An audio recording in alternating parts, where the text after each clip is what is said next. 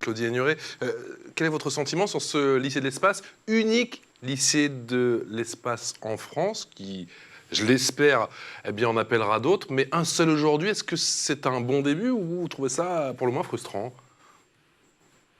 Moi, je trouve que c'est une superbe initiative parce que ça donne ces possibilités dans le cours de sa formation, de découvrir, de rencontrer. Souvent, les métiers, c'est très abstrait, on se rend pas bien compte, alors que là, il y a des conférences, il y a des visites.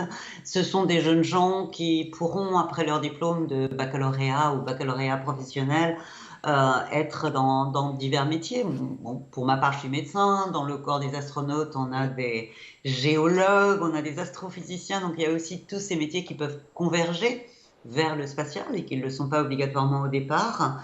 Et je pense vraiment que la matière spatiale, c'est quelque chose qui est très attractif pour se poser la question justement de qu'est-ce que la science, qu'est-ce que la technologie peut me donner comme outil pour être un acteur de demain et pour continuer à explorer. Donc je trouve ça formidable qu'on utilise cette matière pour donner des envies, des ouvertures à cette jeune génération. Quelle est l'importance, d'après vous, du réseau, justement, dans vos métiers?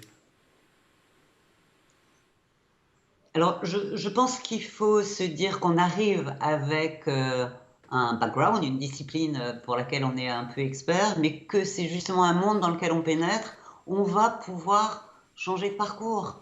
Il y a des chemins différents. Moi, je dis souvent, j'ai été médecin, je suis devenu chercheur, ensuite été ingénieur. Donc, on a aussi cette possibilité, à partir du spatial, des rencontres qu'on va faire, de prendre différentes voies et d'explorer, là aussi, d'explorer sa vie et d'explorer son métier. Et je pense qu'un lycée comme celui de Saint-Orens ouvre justement l'esprit à cette possibilité d'aller plus loin, de découvrir les choses qui sont un petit peu cachées derrière la porte ou derrière le rideau parce que ça donne de l'appétit.